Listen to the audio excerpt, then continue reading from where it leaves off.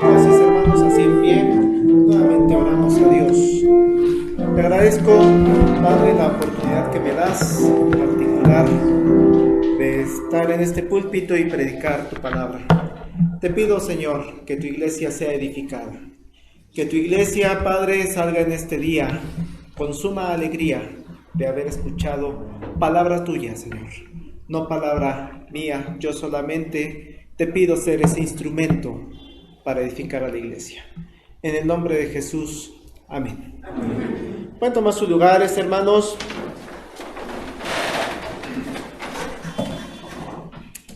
Mes de octubre en las iglesias cristianas, protestantes, la dedicamos a hablar de ese movimiento del siglo XVI, que es la Reforma Protestante, y vamos a estar haciendo referencias a lo largo del mes de algo de este evento encabezado por Martín Lutero. Pero en particular en este año queremos platicar un poco sobre algunas ideas o creencias muy específicas que tenemos como iglesia, que si ustedes recuerdan nuestro nombre es Iglesia Presbiteriana. Sabemos que hay muchas denominaciones, y nosotros dentro de esa gama de denominaciones pues tenemos la Iglesia Presbiteriana. Y hay creencias que nos identifican, que nos hacen particulares, y por eso vamos a estar hablando de ello. La semana pasada mencionábamos que como Iglesia Presbiteriana somos una iglesia confesional. Es decir, que parte de lo que hacemos es que confesamos públicamente nuestra fe, como lo hicieron los apóstoles, y leíamos una serie de versículos donde los apóstoles decían: tú eres el Cristo, lo confieso, tú eres mi Señor y Dios, decía Tomás. Entonces somos una iglesia confesional en ese sentido, pero también somos una iglesia confesional porque tenemos unos documentos emanados del estudio de la Sagrada Escritura, en donde condensamos el conjunto de creencias. Y mencionábamos los catecismos, los credos, la confesión de fe. Pero el día de hoy quiero hablar sobre otra de las características de nuestra iglesia presbiteriana. Y que muchas de las veces, hermanos, este concepto, esta creencia en particular, a veces es la que pareciera nos define como iglesia presbiteriana, ya que no todas las iglesias protestantes creen en esto. Y estamos hablando de la doctrina de la predestinación.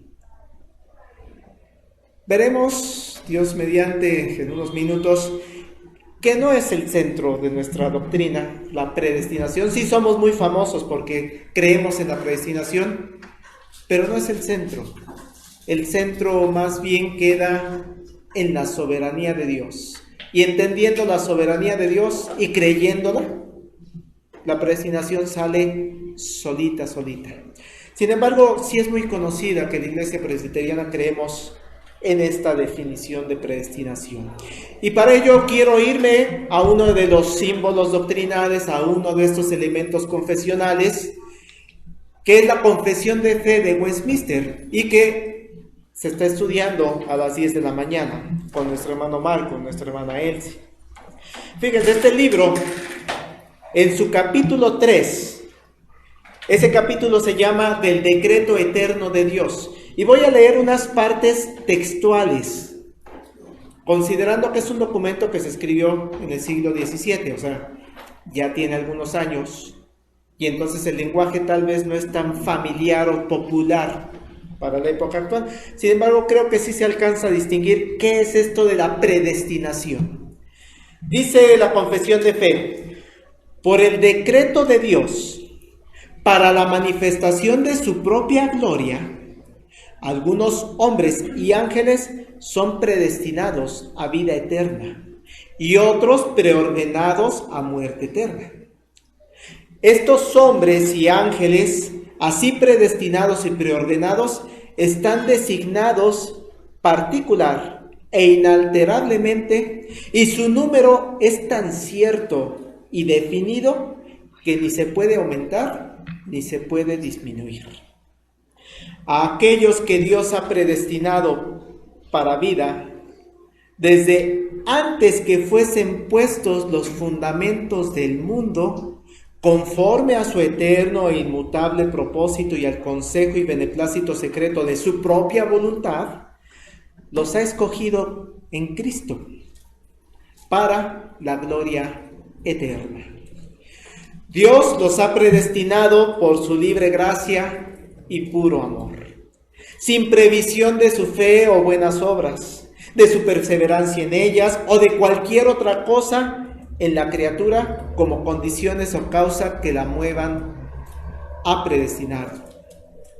Y lo ha hecho todo para alabanza de su gloriosa gracia. Así, Dios ha asignado a los elegidos para la gloria. Y de la misma manera, por el propósito libre y eterno de su voluntad, ha preordenado también los medios para ello.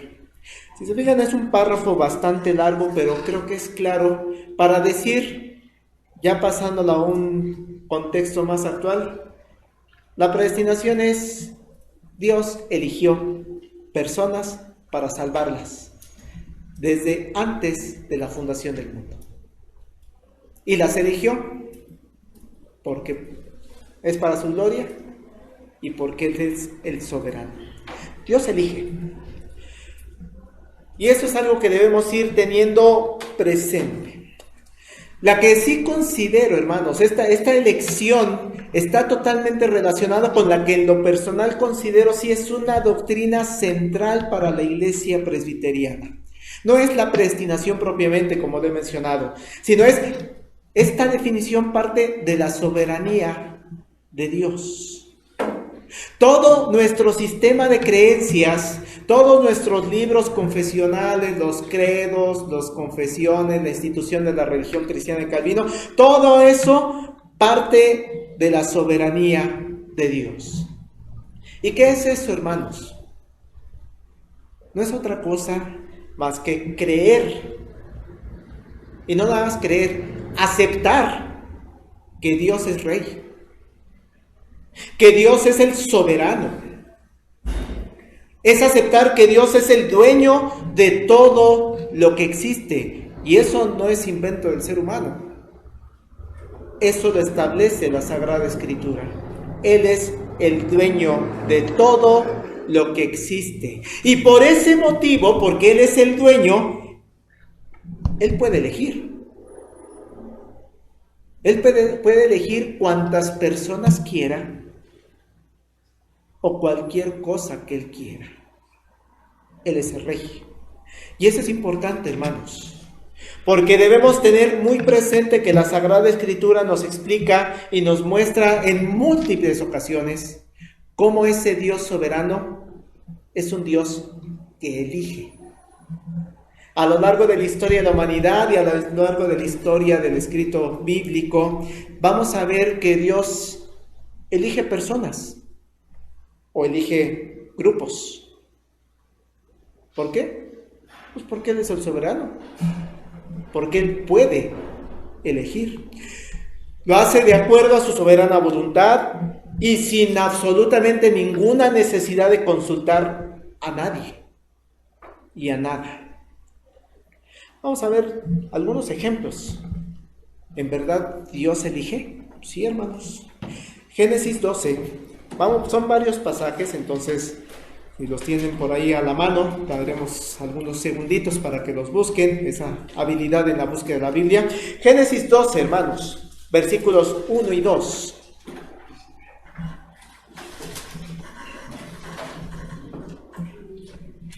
Dice así el escritor sagrado: pero Jehová había dicho a Abraham: vete de tu tierra y de tu parentela y de la casa de tu padre a la tierra que te mostraré. Haré de ti una nación grande y te bendeciré y engrandeceré tu nombre y serás bendición. ¿Dios a quién eligió? Hay mucha gente ahí en el pueblo donde vive Abraham, mucha gente. Y Dios simple y sencillamente escoge a uno, a Abraham, y le dice: sal de tu tierra, de tu parentela, de la casa de tu padre, a la tierra que te mostraré.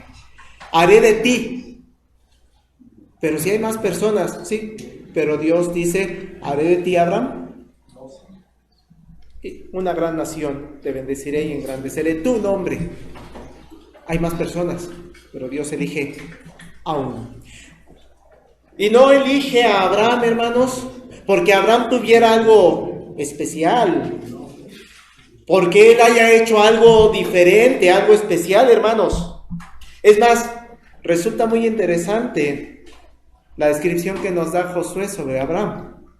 Vean más adelantito Josué 24, verso 3, 2 y 3.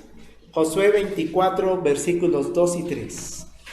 En su discurso final de Josué, haciendo relato de la historia, Josué 24, versículos 2 y 3, le dice: y dijo Josué a todo el pueblo: así dice Jehová, Dios de Israel, vuestros padres habitaron antiguamente al otro lado del río, esto es Taré, padre de Abraham y de Nacor, y servían a dioses extraños. Y yo tomé a vuestro padre Abraham del otro lado del río y lo traje por toda la tierra de Canaán y aumenté su descendencia y le di a Isaac. Hermanos, Abraham, dice aquí la descripción que da Josué, adoraba a dioses extraños. Entonces no es algo que haya sido diferente a Abraham para que Dios lo haya elegido. Dios elige y elige personas. Pero también Dios elige grupos de personas. Si vemos allá Deuteronomio 7, uno de los pasajes que más en lo personal me gustan, Deuteronomio 7, versículos 6 al 8. Porque no le está hablando a una persona, sino le está hablando a un grupo de personas que es el pueblo de Israel. Deuteronomio 7, versículo 6 en adelante. Dice la palabra: porque tú eres pueblo santo para Jehová tu Dios. Jehová tu Dios te ha escogido para ser de un pueblo especial, más que todos los pueblos que están sobre la tierra. Y me encanta el siguiente versículo, hermanos. No por ser vosotros más que todos los pueblos os ha querido Jehová y os ha escogido. Pues vosotros erais el más, ¿qué palabra usa, hermanos? Insignificante. No es que Israel fuera, vamos a agarrar a este pueblo porque es el poderoso, vamos a agarrar a este pueblo porque es el más fiel. Le dice Dios: os ha escogido, pues vosotros eras el más insignificante de todos los pueblos. Y sigue diciendo el escritor sagrado en el verso 8: sino por cuanto Jehová os amó y quiso guardar el juramento que juró a vuestros padres, os ha sacado Jehová con mano poderosa y os ha rescatado de servidumbre de la mano de Faraón, rey de Egipto. ¿Por qué le escogió, hermanos? Por amor. Por mero amor de Dios. Dios elige, Dios escoge. Habiendo más pueblos, toma el pueblo de Israel, el más insignificante, y le dice: yo te elegí a ti por amor. Último ejemplo de elección. Hay más ejemplos de cómo Dios elige, pero último ejemplo que quiero dar: profetas también son elegidos por Dios. Jeremías 1, damos vuelta a la Biblia mucho más adelante, Jeremías capítulo 1, versículos 4 al 7.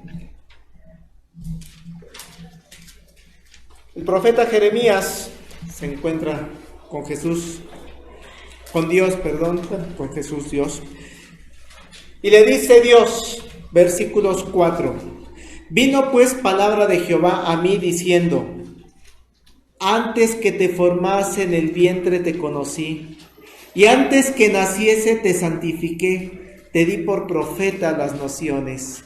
Y yo dije: Señor Jehová, he aquí no sé hablar porque soy niño.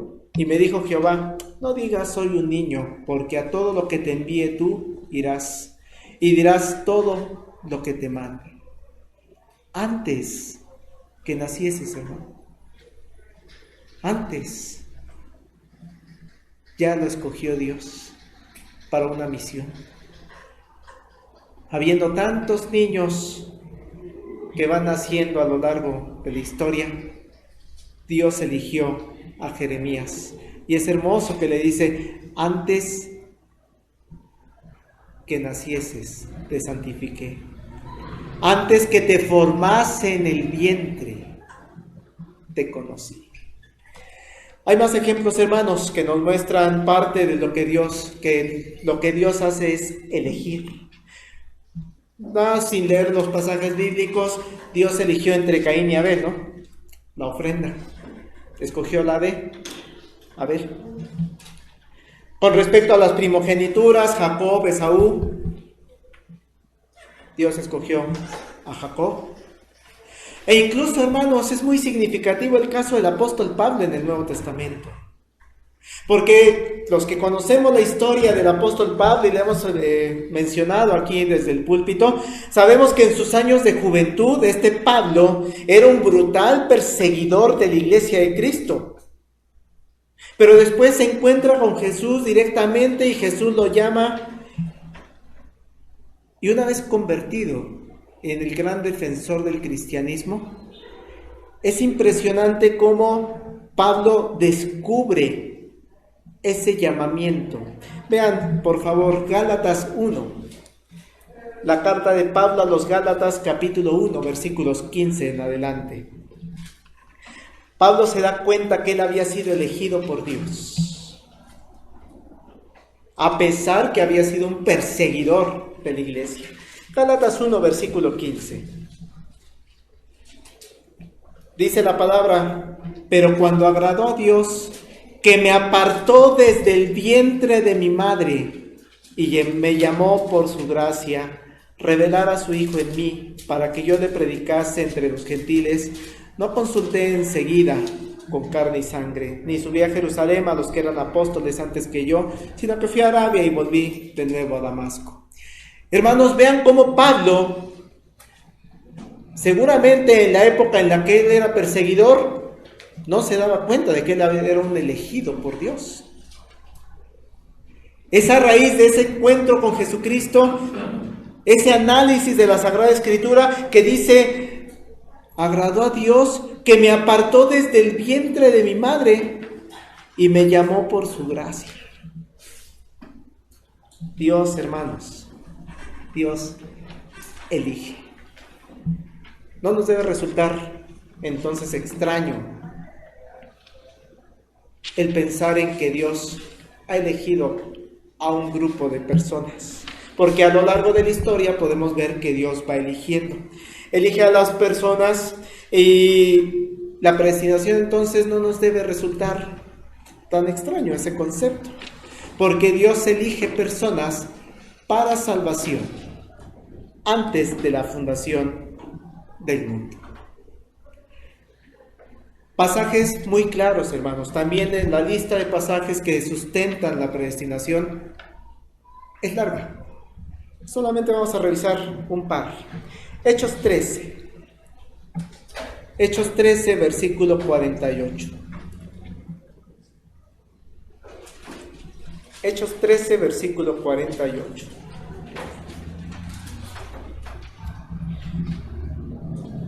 Dice Lucas en este escrito: los gentiles, oyendo esto, se regocijaban y glorificaban la palabra del Señor. Y vean bien lo que dice, hermanos: y creyeron todos los que estaban ordenados para vida eterna. Dios ha elegido a unos para vida eterna, y creyeron todos los que estaban ordenados para vida eterna. Otro pasaje que incluso aquí sí se utiliza esa palabra, Romanos 8, versículo 28.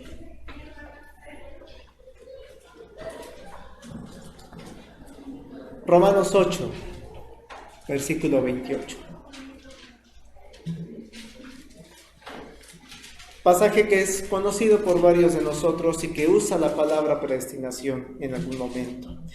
Dice: y sabemos a los que aman a Dios, todas las cosas les ayudan a bien, esto es, a los que conforme a su propósito son llamados. Porque a los que antes conoció, Dice, también los predestinó para que fuesen hechos conforme a la imagen de Dios, para que Él sea el primogénito entre muchos hermanos.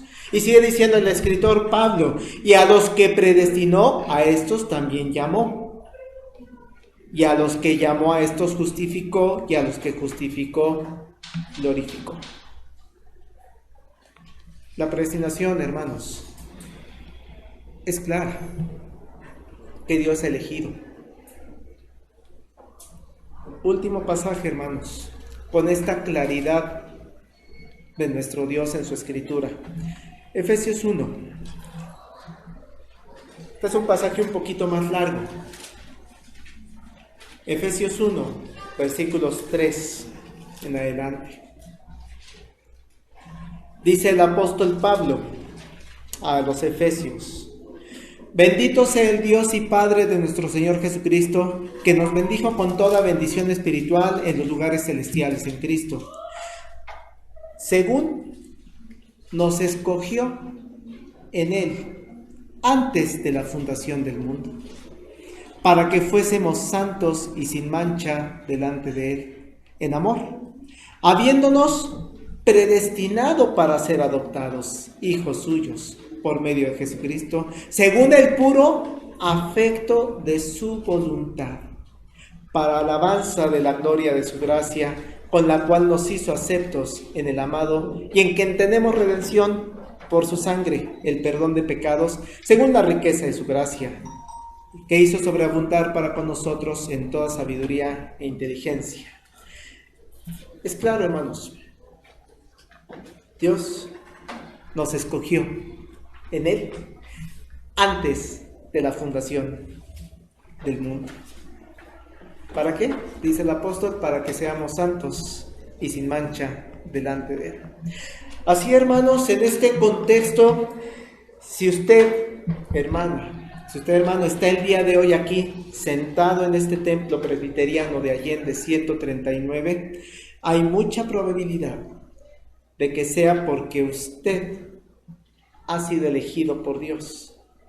De entre toda la humanidad que hay, de entre los 7.700 millones de personas que tenemos lugar en este planeta al día de hoy, usted es un elegido por Dios, un predestinado por Dios. Y no es algo por lo que usted haya hecho, hermano. No ha hecho nada en especial. O no es porque usted tenga un valor más alto. Por eso le decía al pueblo de Israel, no, si eres el más insignificante. Sino ¿por qué? Por amor. Por su mera voluntad. Y eso, hermanos, es para darle honra y gloria a Dios. Por eso qué gusto, hermanos, levantarnos los domingos y a llevar nuestros pies, encaminarnos a este lugar, a darle gracias a Dios porque fui elegido por Dios. Qué gusto encontrarme con mi hermano, con mi hermana, que también han sido elegidos por Dios. Y juntos cantar, y juntos orar, y juntos escuchar la palabra, y juntos leer la Biblia, y juntos ofrendar, y con otros hermanos que también han sido elegidos por Dios.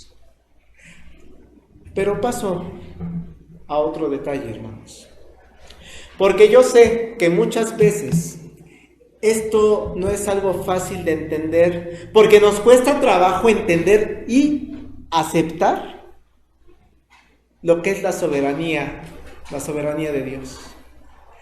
Y entonces le queremos ayudar a Dios o cuestionamos a nuestro Dios. E incluso hay quienes pensamos que esto es injusto, que Dios haya elegido a unos cuantos y no a todos. Nos pudiera entonces parecer a algunos que la predestinación nos enseñaría, es que entonces, ¿qué Dios tan injusto y tan cruel? ¿Por qué no eligió a todos, no? Nuevamente, hermanos, la Sagrada Escritura nos deja en paz con estos pensamientos. Hay cosas que nos recuerda la Sagrada Escritura cuando tenemos estas ideas de injusticia, crueldad. de nuestro Dios. Una de ellas, hermanos, insisto en que Dios es soberano. Si entendemos este concepto de soberanía de Dios y el rey y el soberano y el dueño de todo, podemos entender que la voluntad de Dios se cumple. ¿Por qué? Pues porque Él es el rey. En aquel juego, hermanos, que acostumbramos a veces en las reuniones sociales, el rey pide, ¿no? Un juego donde ponemos a una de las personas y tú vas a ser el rey y tú vas a pedir lo que quieras, lo que quieras. Esa persona que hemos comisionado para ese juego puede pedir lo que se le plazca y no se le puede cuestionar. De repente piden zapatos, ¿no? Y ahí vive de repente cosas, ahí se va a ver mi hoyito en el calcetín, ¿no? Pero si el rey lo pidió, ese es el juego, ¿no? Porque él está comisionado como rey. Y pues no hay que cuestionar, hay que cumplir lo que el rey dice. Cuando menos pensamos en Dios como rey, más cuestionamos sus decisiones. El emperador Napoleón, hermanos, tomó una decisión. Y a veces pensamos en ese Dios soberano como si fuera un rey humano como Napoleón. No, pastor, es que Dios se puede equivocar, ¿no? ¿Y si escogió a uno que no? ¿O si no me escogió? Ya ve lo que pasó con Napoleón. ¿Qué hizo Napoleón, hermanos? Él era el rey, el emperador, él podía tomar las decisiones. Y entonces dice, vamos a ir a una batalla allá en Waterloo. Esa fue una decisión errónea de parte de este emperador. El inicio de su derrota, ¿no? Y entonces pensamos, es que Dios se puede equivocar. No, hermanos, Dios no se equivoca nunca. Si Dios decidió elegir a fulanito de tal, a sutanito, es perfecta su decisión. Si Dios no decidió escoger a fulanito o sutanito, es perfecto. Dios no se equivoca. No piense en Dios como un rey humano. No piense en Dios como un rey de los ejemplos que tenemos en la historia del mundo. Dios, hermanos, es omnipotente, es omnisciente, omnipresente, y esos atributos no los tiene Napoleón, no los tiene los otros reyes. Esos atributos solamente los tiene Dios, y nos puede hacer sentir confiados en que entonces la decisión de Dios de predestinar a un grupo de personas para salvación es la mejor elección que pudo haber hecho Dios. Y si nosotros estamos en ese grupo, honra y gloria a Dios, porque su voluntad es perfecta. Pero otro aspecto, hermanos, que a veces nos hace dudar sobre esta cuestión de la predestinación, es que no es justo, pastor. Así lo he escuchado, así me lo han dicho. No es justo. ¿Por qué elegir? ¿Por qué no a todos? Bueno, ya vimos que Dios es un Dios que elige a lo largo de la historia de la humanidad, el elegido. Pero entonces pareciera que es obligación de Dios el salvar a todos. Pero hermanos, esto no es así, Porque la voluntad de Dios fue establecida desde el principio y Dios dijo las cosas tal cual. Si no hubiera hecho todas sus ordenanzas, tal vez sí podríamos hablar de un Dios injusto, pues no avisó. Pero ¿qué dice el apóstol Pablo allá en Romanos 6:23, pasaje que conocen varios? Porque la paga del pecado es muerte. Así de sencillo. Y sigue diciendo el apóstol Pablo allá en Romanos 3, ¿qué pues somos nosotros mejores que ellos? En ninguna manera. Pues ya hemos acusado a judíos y a gentiles que todos están bajo pecado. Como está escrito, hermanos, no hay justo ni aun uno. No hay quien entienda. No hay quien busque a Dios. Todos, y resalto esa palabra, hermanos, Todos se desviaron a una, se hicieron inútiles. No hay quien haga lo bueno. Y termina diciendo el apóstol Pablo, hermanos, no hay ni siquiera uno. Por lo tanto, Dios lo estableció, ¿no? ¿Quieres vida eterna? Obedece todas las ordenanzas. No las obedeces, la paga del pecado es muerte. Esa es la condición. Esa es la realidad. Todas las personas que han existido, que existimos en la época actual y que existirán, son pecadoras. Somos pecadores. Pablo lo dice, ¿no? De los cuales yo soy el primero. Soy el primer pecador. Así que lo justo, hermanos, sería, de acuerdo a las reglas que puso el rey, el soberano, desde un principio, es que alguien que peca está destituido de la gloria de Dios. Así declara la Escritura.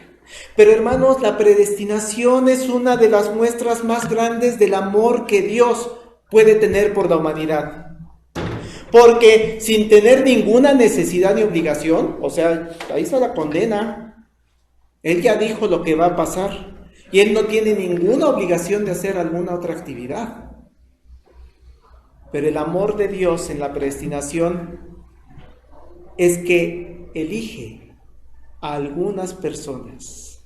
Él ha decidido que un grupo de personas sea su pueblo, su iglesia, su cuerpo. Y cuando decimos, pero entonces debería elegir a todos, ¿no? Hermanos, la respuesta es no. Porque entonces el soberano también podría decir, no, pues no elijo a nadie. Eso es lo justo, eso es lo que se estableció.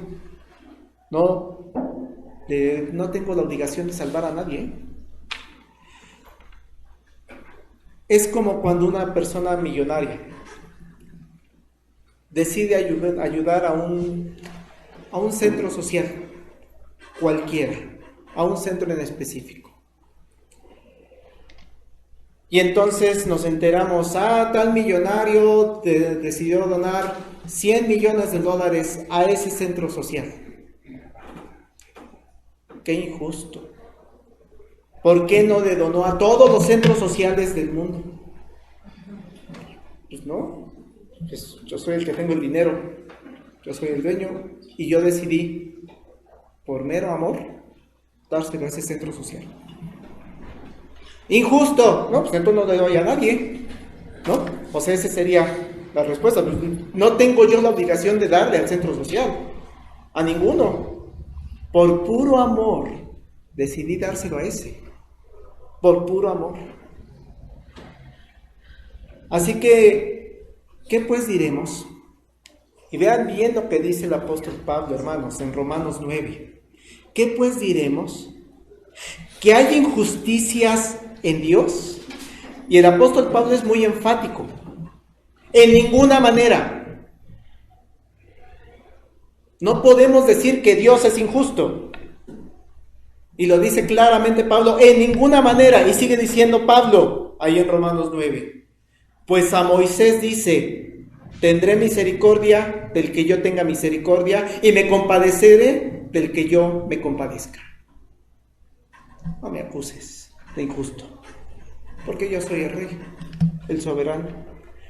Podría habernos dejado a todos en su condición, destituidos de la gloria de Dios.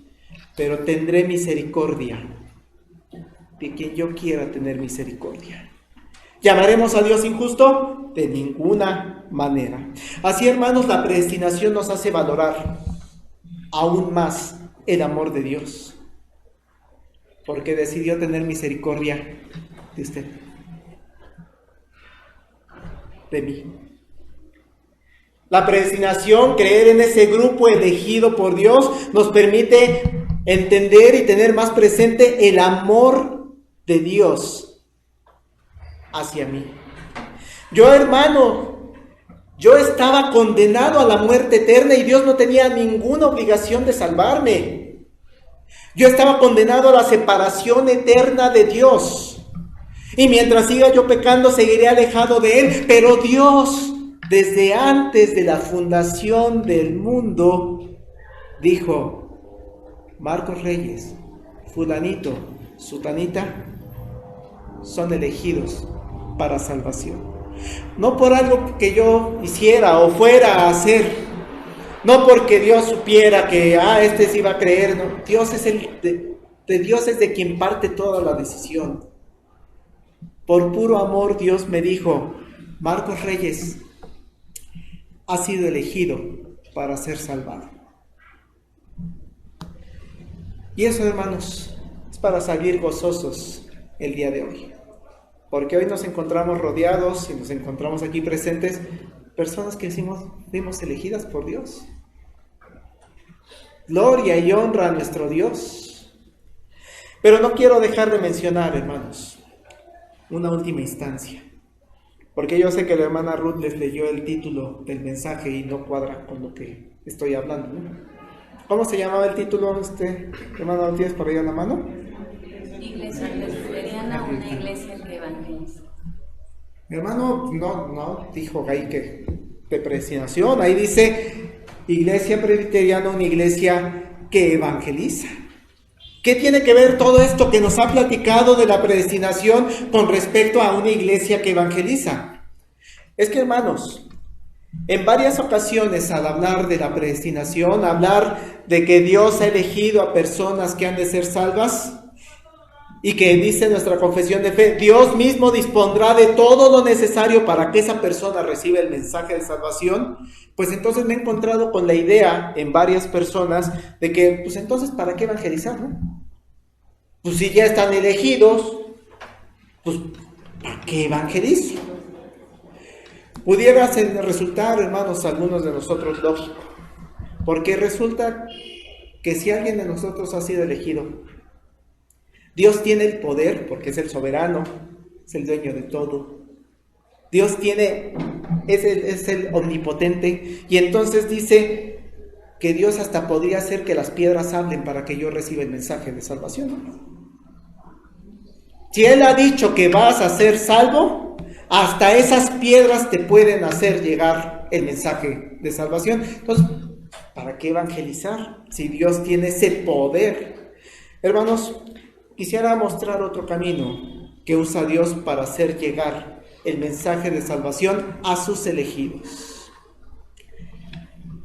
Y es que permítanme poner de ejemplo, no sé, me imagino que no todos hemos visto esa serie de películas de Harry Potter.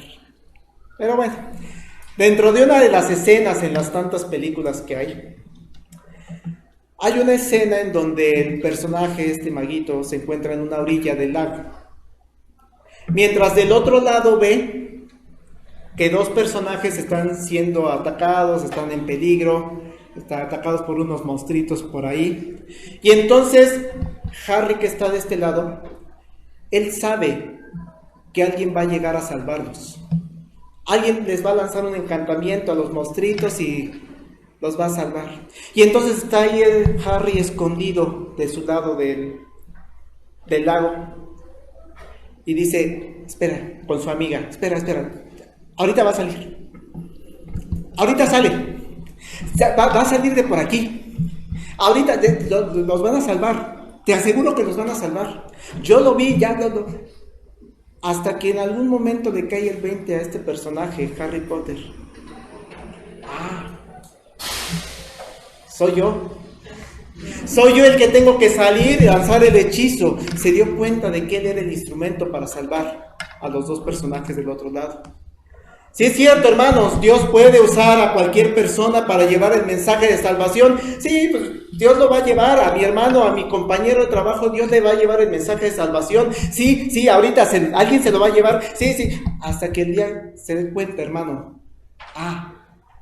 Ese soy yo. Yo soy el que tengo que llevar el mensaje de salvación a los elegidos. Así como se dio cuenta Harry, que él era la herramienta para salvar, para dar el mensaje de salvación.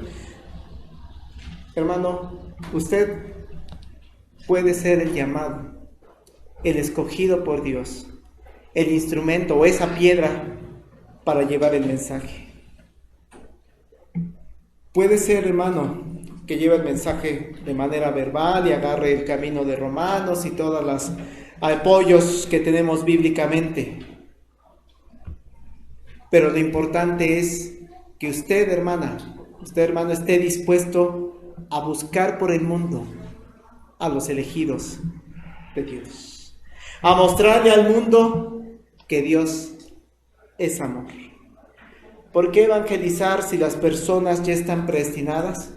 Porque alguien les tiene que llevar el mensaje. Y ese tiene que ser usted. Tengo que ser yo. De ahí la importancia del pasaje que leímos, hermanos. Romanos 10. Por favor, ténganlo. Ya casi terminamos, no se preocupen. Romanos 10, verso 14. Pensemos en estas personas elegidas. Y decía el pasaje de Romanos 10, verso 14. ¿Cómo pues invocarán a aquel en el cual no han creído? ¿Y cómo creerán en aquel de quien no han oído? ¿Y cómo oirán sin haber quien les predique? ¿Y cómo predicarán si no fuesen enviados? Como está escrito: cuán hermosos son los pies de los que anuncian la paz, de los que anuncian buenas nuevas. Hermano, estamos invitados a predicar. Como mi compañero de trabajo, como mi compañero de escuela, como mi cliente, como mis hijos, mis nietos, sobrinos, van a recibir el mensaje si no hay quien les predique. Soy yo la persona. Cuán hermosos son los pies de los que anuncian la paz, de los que anuncian buenas nuevas. De ahí, hermanos, la importancia de la evangelización de la iglesia presbiteriana. Iglesia presbiteriana, una iglesia que evangeliza. La misma predestinación nos lleva a esa necesidad de evangelizar, de buscar por el mundo a los elegidos. No todos van a recibir el mensaje. Habrá quien cierre la puerta y dice Jesús, ¿no? Nos limpiamos nuestros pies, nuestra ropita, nos salimos de ahí. Pero sí, es una ordenanza. ¿Por qué evangelizar, hermano? Pues también porque es una ordenanza. El rey pide, y si pidió los zapatos, pues se los tienen que llevar. ¿Qué dijo el rey? Id por todo el mundo y predicar el evangelio a toda criatura. El que creyere y fuere bautizado será salvo, mas el que no creyere será condenado. No es una opción. Id por todo el mundo y predicar el evangelio. Hermanos, evangelizar es una muestra de amor. Así como Dios nos eligió por amor, por mera gracia, evangelizar a otros, hermanos, es una muestra del amor de Dios. Al evangelizar estamos buscando alrededor del mundo a aquellas personas que son nuestros hermanos, nuestras hermanas. Dios los ha repartido a lo largo de todo el mundo, a lo largo de toda la historia de la humanidad y a lo largo de toda la extensión geográfica de este planeta. Así que evangelizar, hermanos, se debe convertir para el creyente, para el predestinado desde antes de la fundación del mundo, en un placer, en una bendición. Qué placer y qué bendición ir por todo el mundo buscando a más y más creyentes. Tal vez, hermano, está sentado junto a usted. Tal vez, hermano, es su propia pareja, Tal vez la persona a las cuales usted le debe evangelizar son sus hijos. Pero es que son chiquitos. Hay que evangelizarlos. A los pequeñitos. Tal vez son sus sobrinos, tal vez son sus nietos, tal vez sus compañeros de trabajo, sus clientes, o tal vez Incluso es esa persona que está en el transporte público, aquella persona que se les atravesó. El hermano Mario nos comparte de manera continua. Personas que se encuentran en la calle y les predica. Está buscando hermanos, hermanas en la fe. O tal vez es esa persona, hermanos, que está pasando por una tristeza muy grande, por un dolor, por una angustia. Y usted es la persona, el instrumento de Dios para llevar esa palabra de amor. La iglesia presbiteriana entonces es una iglesia que evangeliza gracias a que cree en la predestinación. Damos gracias a Dios en este día, porque estamos reunidos en estas paredes y también a través de las redes sociales, personas que hoy podemos salir con la confianza de wow, Dios me eligió desde antes de la fundación del mundo. Y ahora hay que salir al mundo a buscar a más personas, porque Dios las ha repartido a lo largo de todo el mundo. ¿Cómo irán sin haber quien les predique? Heme aquí, envíame a mí. Tomemos el mensaje de la cruz y seamos esos instrumentos de Dios. Los invito a que nos pongamos en pie, vamos a orar con nuestra hermana Ruth y después vamos a cantar el himno 620 que nos invita a esto. Cristo está buscando obreros hoy que quieran ir con Él. ¿Quién dirá, Señor, contigo voy, yo quiero serte fiel? Oh Señor, es mucha la labor y obreros faltan ya. Danos luz, ardiente fe y valor, y obreros siempre habrá. Para la honra y la gloria de Dios, oramos.